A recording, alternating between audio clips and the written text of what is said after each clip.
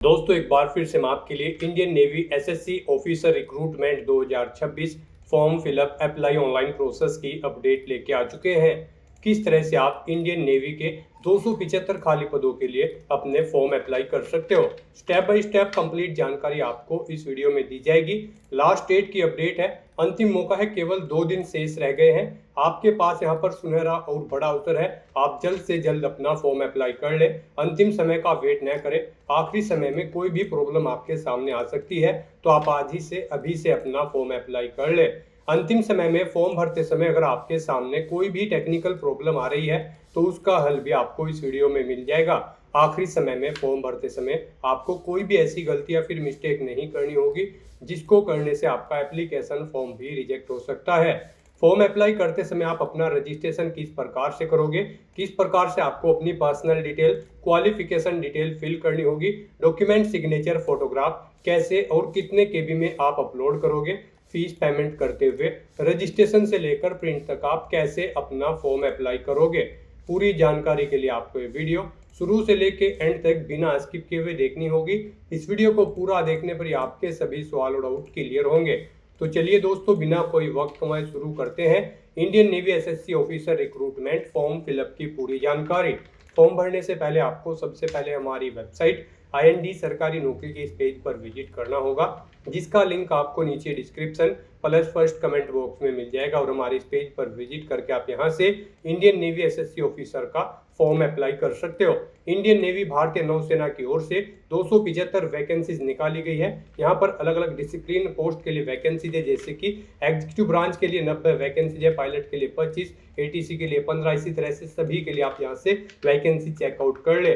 Last date online आवेदन करने की 27 जुलाई 2026 है। अंतिम मौका है, केवल 2 दिन शेष रह गए हैं। 1,20,000 रुपए सैलरी है। BTech डिग्री से आप अप्लाई कर सकते हो। यहाँ पर फीस आपको जमा नहीं करनी होगी। ऑनलाइन आप ऑल इंडिया से अप्लाई कर सकते हो joinindiannavy.gov.in पोर्टल से। इंपोर्टेंट लिंक सेक्शन के अंतर्गत ऑफिशियल नोटिफिकेशन PDF लिंक पर क्लिक करके आप इसकी PDF डाउनलोड कर सकते हो। इसमें आप आवेदन करने की डेट यहाँ से चेकआउट कर ले। साथ ही साथ यहाँ पर आपको क्वालिफिकेशन की डिटेल दे दी गई है। आप यहाँ से ब्रांच या कैडर वाइज अपनी क्वालिफिकेशन की डिटेल चेकआउट कर ले, वैकेंसीज इंफॉर्मेशन आप चेकआउट कर ले। साथ ही साथ यहाँ पर आपको मेल और फीमेल के लिए भी जानकारी दे दी गई है। एज लिमिट की आपको यहाँ पर अलग अलग पोस्ट के लिए जानकारी देखने को मिल जाएगी। साथ ही साथ यहाँ पर आपको examination pattern, syllabus, how to apply का भी प्रोसीजर यहाँ पर देखने को मिल जाएगा। फॉर्म अप्लाई करते समय आपको सभी जनरल गाइडलाइंस यहाँ पर दे दी गई है। तो आवेदन करने से पहले आपको नोटिफिकेशन की PDF पूरा पढ़ना अनिवार्य है। इसको पूरा पढ़ने से ही आपके सभी सवाल और डाउट क्लियर होंगे। PDF रीड आउट करने के बाद में आपको अप्लाई ऑनलाइन के इस लिंक पर क्लिक करना होगा, तो आपके सामने ऑनलाइन आवेदन करने का ये ऑफिशियल पोर्टल ओपन हो जाएगा। गाइस, यहाँ पर आने के बाद सबसे पहले आपको अपना स्टेट सिलेक्ट करना है, जिस स्टेट से आप बिलोंग करते हैं।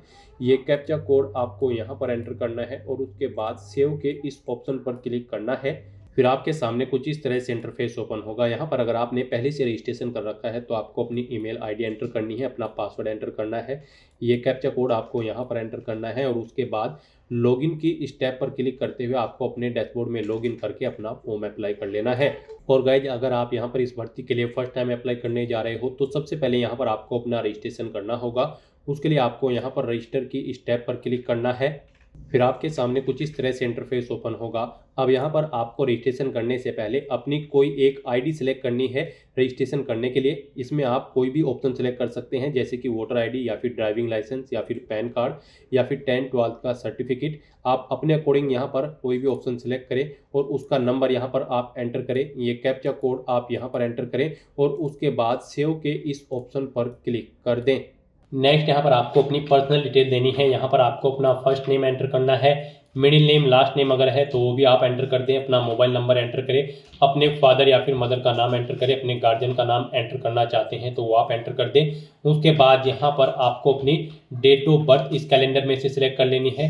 फिर यहाँ पर आपको अपनी नेशनलिटी सिलेक्ट करनी है। अपना डोमिसाइल स्टेट यहाँ पर आपको सिलेक्ट करना है, जिस स्टेट का डोमिसाइल आपके पास है।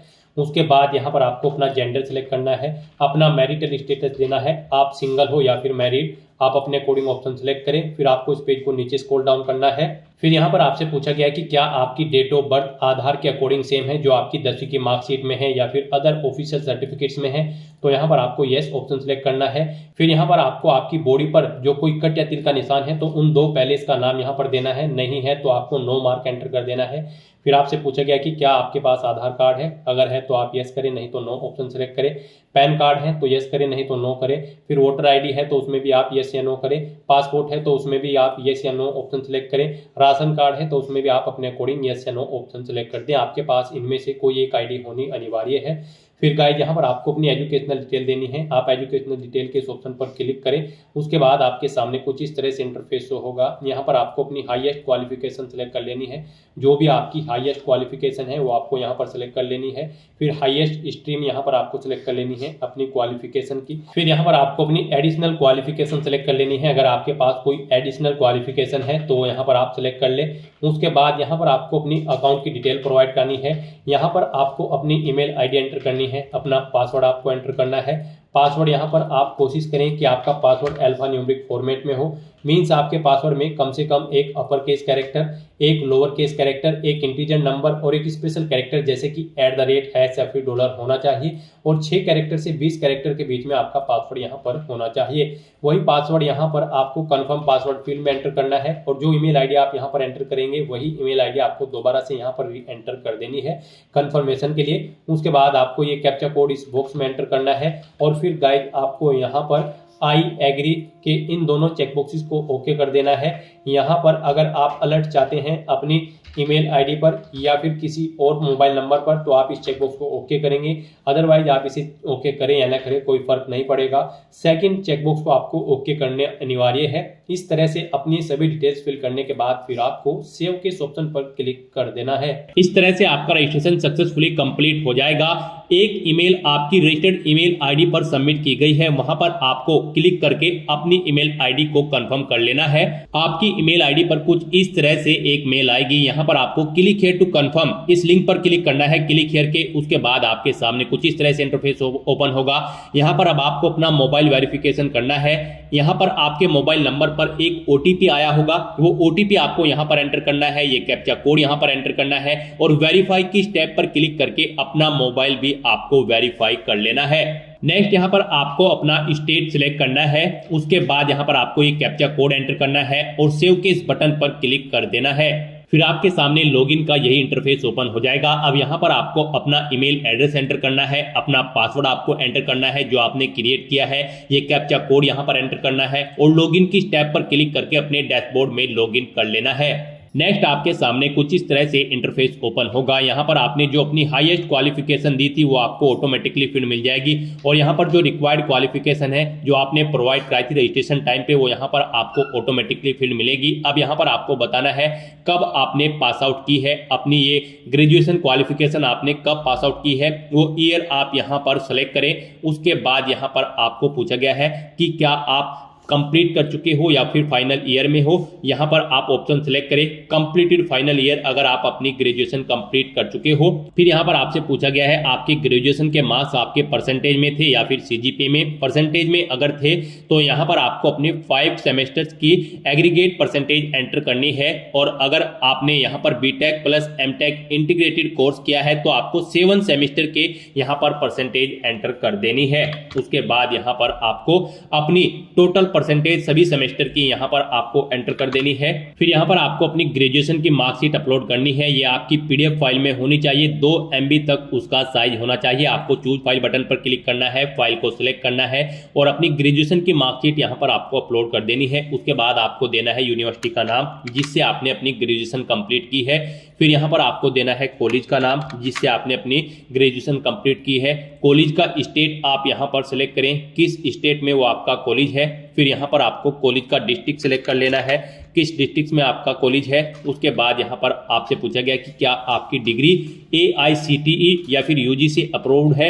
अगर है तो आप इस चेकबॉक्स को ओके करें। उसके बाद यहाँ पर आपको अपनी 12th क्लास की डिप्लोमा या फिर मार्कशीट अपलोड करनी है। इसका मैक्सिमम साइज 1 MB यहाँ पर रखा गया है। आपको चूज फाइल बटन पर क्लिक करना है, फाइल को सिलेक्ट करना है और उसे यहाँ पर आपको अपलोड कर देना है। उसके बाद अगर आपके पास 12 का डिप्लोमा या फिर क्वालिफिकेशन है कोई, तो यहाँ पर आप ऑप्शन सिलेक्ट करें। आपके पास 12th आपने साइंस से की है या फिर 12th other, diploma in science, diploma in other, आप ऑप्शन सिलेक्ट करें अपने अकॉर्डिंग। उसके बाद यहाँ पर आपको अपनी 12th की साइंस की क्वालिफिकेशन की डिटेल देनी है। यहाँ पर आपसे पूछा गया है आपके सब्जेक्ट वाइज मार्क्स है या फिर CGPA में है, आप ऑप्शन सिलेक्ट करें। यहाँ पर आपको बताना है इंग्लिश में टोटल कितने मार्क्स थे, फिर आपने कितने मार्क्स ऑब्टेन किए हैं वो आपको एंटर करने हैं। ऐसे ही आपको Hindi, physics, chemistry, math, biology, computer science, physical education, आपके पास जो भी सब्जेक्ट हैं उनके मार्क्स यहाँ पर आपको एंटर कर देने हैं। फिर यहाँ पर आप एक सब्जेक्ट सिलेक्ट करें। कंसीडर करने के लिए ये ऑप्शनल है, आप सिलेक्ट कर भी सकते हैं, नहीं करना चाहते हैं तो आप न करें। उसके बाद यहाँ पर आपको अपनी 12वीं क्लास का मार्कशीट है जो उसका सीरियल नंबर या फिर आपको अपना रोल नंबर यहाँ पर एंटर करना है। उसके बाद यहाँ पर आपने बताना है किस स्टेट में आपका 12th का एग्जाम कंडक्ट हुआ था, आप स्टेट सेलेक्ट करें। फिर बोर्ड कौन सा था जिससे आपका 12th क्लास का जो एग्जाम था वो कंडक्ट हुआ था, आप बोर्ड सेलेक्ट करें। उसके बाद यहाँ पर आपको अपनी 10वीं क्लास की डिटेल प्रोवाइड करनी है। यहाँ पर भी आपसे पूछा गया है आपके मार्क्स CGPA में हैं या फिर मार्क्स में, तो यहाँ पर आप सबसे पहले बताएं टोटल मार्क्स, कितने टोटल मार्क्स थे, फिर कितने मार्क्स आपने ऑब्टेन किए हैं वो यहाँ पर आप एंटर करें। इनके अकॉर्डिंग यहाँ पर आपकी परसेंटेज कैलकुलेट होकर आपको शो कर दी जाएगी। उसके बाद आप अपनी 10वीं क्लास का सीरियल नंबर आपकी मार्कशीट का एंटर करें। उसके बाद यहाँ पर आपको स्टेट सेलेक्ट करना है, किस स्टेट में आपका 10वीं क्लास का एग्जाम कंडक्ट हुआ था, बोर्ड कौन सा था जिससे आपने अपनी 10वीं क्लास पास आउट की है। अपनी 10वीं क्लास की मार्कशीट यहाँ पर आप अपलोड करें।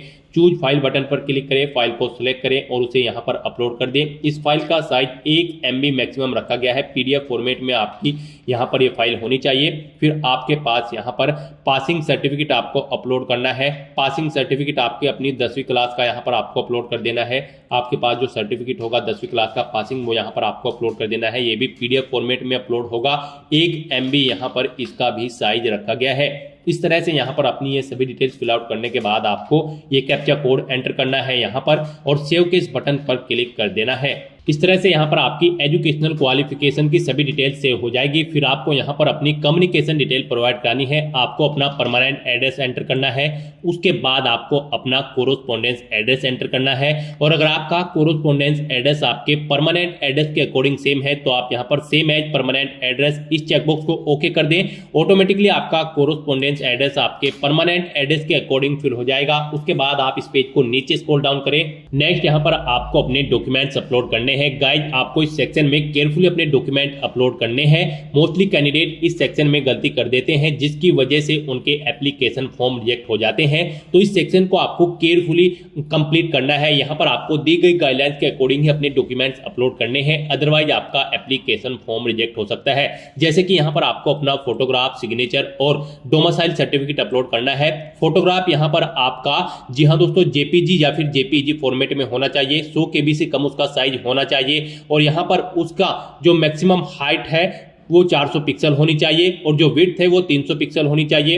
ऐसे ही आपके सिग्नेचर की जो मैक्सिमम विड्थ है वो 300 पिक्सल होनी चाहिए और हाइट 200 पिक्सल होनी चाहिए। और यहाँ पर आपके ये सिग्नेचर JPEG या फिर JPG फॉर्मेट में होने चाहिए और इनका साइज भी 100 KB से कम होना चाहिए। और आपका जो डोमिसाइल सर्टिफिकेट है यहाँ पर इसका साइज 1 MB से कम होना चाहिए और ये PDF फॉर्मेट में होना चाहिए। इस तरह से यहाँ पर आपको अपने डॉक्यूमेंट अपलोड करने हैं। उसके लिए आपको चूज फाइल बटन पर क्लिक करना है, फाइल को सिलेक्ट करना है और अपना फोटो, सिग्नेचर और डोमिसाइल सर्टिफिकेट यहाँ पर आपको अपलोड कर देना है। उसके बाद आपको ये कैप्चा कोड यहाँ पर एंटर करना है और फिर आपको सेव की स्टेप पर क्लिक करके अपनी ये डिटेल सेव कर देनी है।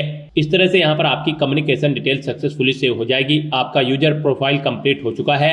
अब आपको करंट अपॉर्चुनिटीज इस ऑप्शन पर क्लिक करना है। नेक्स्ट यहाँ पर आपको करंट अपॉर्चुनिटीज में ऑफिसर की स्टेप पर क्लिक करना है।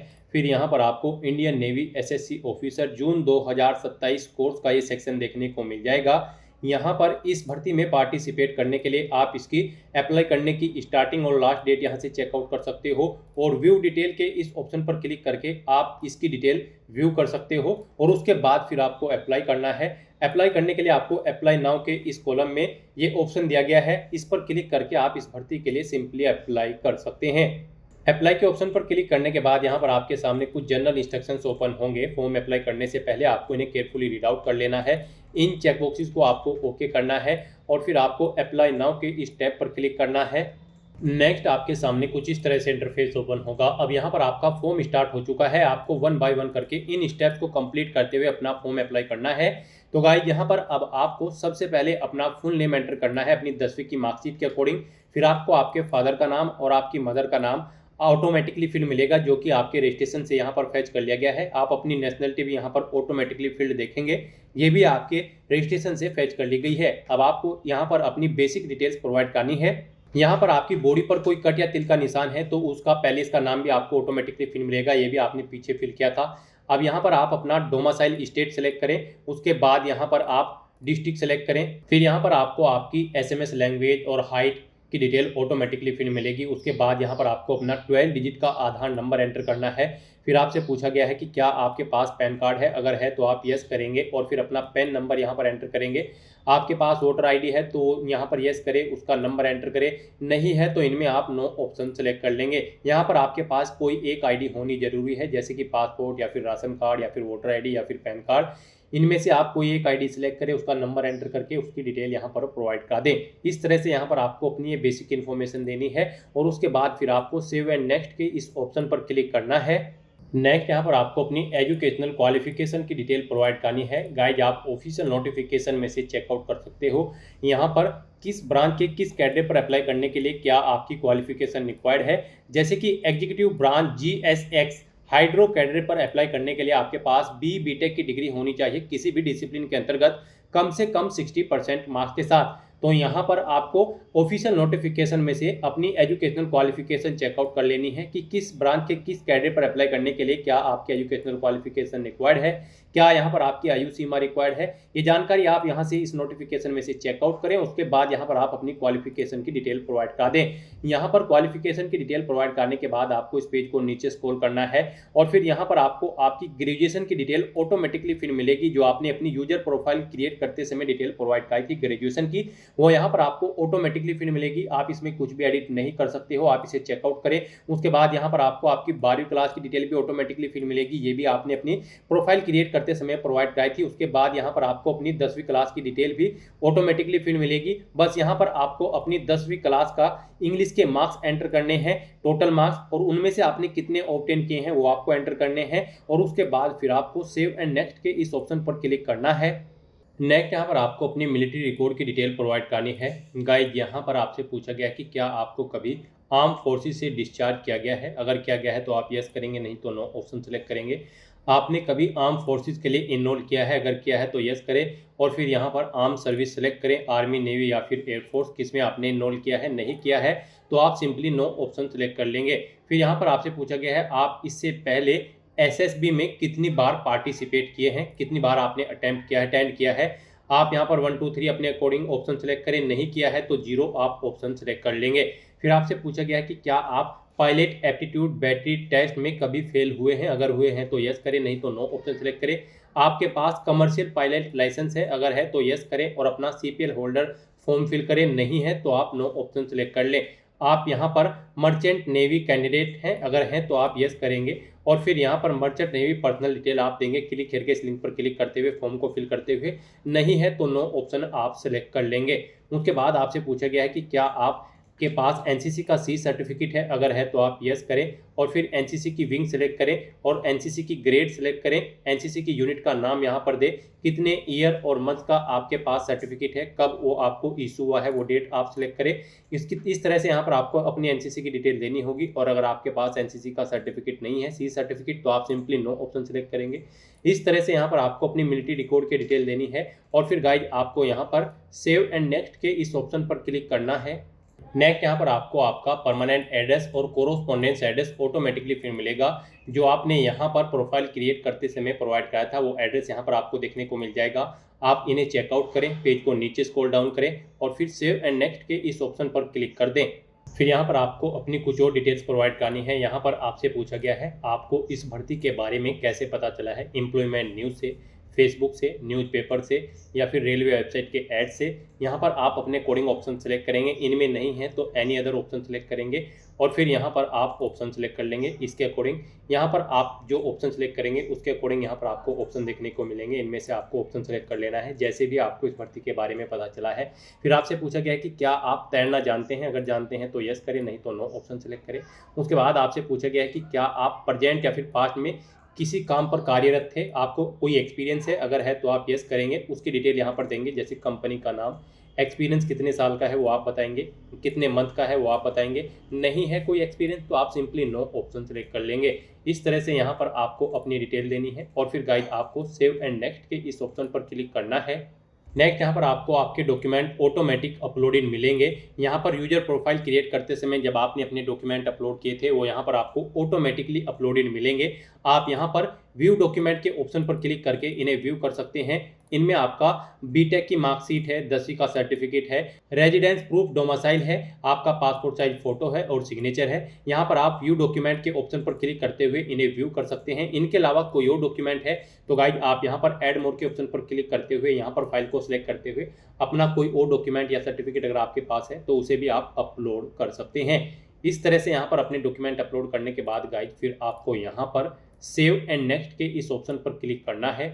नेक्स्ट यहाँ पर आपको अपनी पोस्ट प्रेफरेंस देनी है। यहाँ पर आप इस पेज को नीचे स्क्रॉल करें और यहाँ पर आप जिस पोस्ट को जिस नंबर पर प्रेफरेंस देना चाहते हैं उस नंबर पर आप सेलेक्ट कर लें। इस तरह से यहाँ पर आपको 1 बाय 1 करके अपनी पोस्ट प्रेफरेंस देनी है। आप जिस पोस्ट को जिस नंबर पर प्रेफरेंस देना चाहते हैं उस नंबर पर सेलेक्ट करें। फिर आपसे पूछा गया है कि क्या आप वॉलंटियर है सबमरीन आर्म के, अगर हैं तो आप यस करें, नहीं तो नो ऑप्शन सेलेक्ट करें। आप वॉलंटियर है आरपीए रिमोटली पायलट एयरक्राफ्ट के, अगर हैं तो यस करें, नहीं तो नो ऑप्शन सेलेक्ट करें। फिर आपको गाइड यहाँ पर सेव एंड नेक्स्ट के इस ऑप्शन पर क्लिक करना है। नेक्स्ट यहाँ पर आपको आपके एप्लीकेशन फॉर्म का पूरा प्रीव्यू शो कर दिया गया है। यहाँ पर आपको पर्टिकुलर सेक्शन दिया गया है। आप यहाँ पर प्लस के इस ऑप्शन पर क्लिक करके उस सेक्शन को ओपन कर ले और उसमें से अपनी डिटेल चेकआउट कर ले। इस तरह से यहाँ पर आप 1 बाय 1 करके अपने सभी सेक्शन को ओपन करके उनमें से अपने एप्लीकेशन फॉर्म की सभी डिटेल्स चेकआउट कर लेंगे। कहीं पर कोई मिस्टेक होगी तो आप यहाँ पर एडिट कर लेंगे और अगर सभी चीज़ें ओके होंगी तो बस गाइड आपको सबमिट एप्लीकेशन के स्टेप पर क्लिक करना होगा। इस तरह से यहाँ पर आपका एप्लीकेशन फॉर्म सक्सेसफुली सबमिट हो जाएगा। आपको एक एप्लीकेशन नंबर यहाँ पर प्रोवाइड कर दिया गया है, आपको इसे केयरफुली नोट डाउन करके रख लेना है फ्यूचर यूज के लिए। और गाइड यहाँ पर आप क्लिक हियर के इस लिंक पर क्लिक करके अपने एप्लीकेशन फॉर्म का स्टेटस चेकआउट कर सकते हो कि वो सक्सेसफुली सबमिट हो चुका है या फिर नहीं। और फिर आपको यहाँ पर डाउनलोड के इस ऑप्शन पर क्लिक करते हुए अपने एप्लीकेशन फॉर्म का एक हार्ड कॉपी या फिर सॉफ्ट कॉपी प्रिंट आउट ले लेना है फ्यूचर यूज के लिए, फ्यूचर रेफरेंस के लिए। यहाँ पर आपको इस भर्ती में पार्टिसिपेट करने के लिए कोई फीस जमा नहीं करानी है, बिना फीस जमा कराए ही यहाँ पर आपका फॉर्म सबमिट हो चुका है। तो आप डाउनलोड के इस ऑप्शन पर क्लिक करके अपने एप्लीकेशन फॉर्म का एक हार्ड कॉपी या फिर सॉफ्ट कॉपी प्रिंट आउट ले लें फ्यूचर यूज के लिए, फ्यूचर रेफरेंस के लिए। तो दोस्तों ऐसे आप इंडियन नेवी एसएससी ऑफिसर जून 2027 कोर्स के लिए अपना फॉर्म अप्लाई कर सकते हो बिना कोई मिस्टेक के हुए। आज की इस वीडियो में बस इतना ही। आई होप ये वीडियो आपको पसंद आई होगी। अगर पसंद आई हो तो इसे लाइक और शेयर करें, चैनल पर नए हो तो इसे सब्सक्राइब कर लें। Thanks for watching.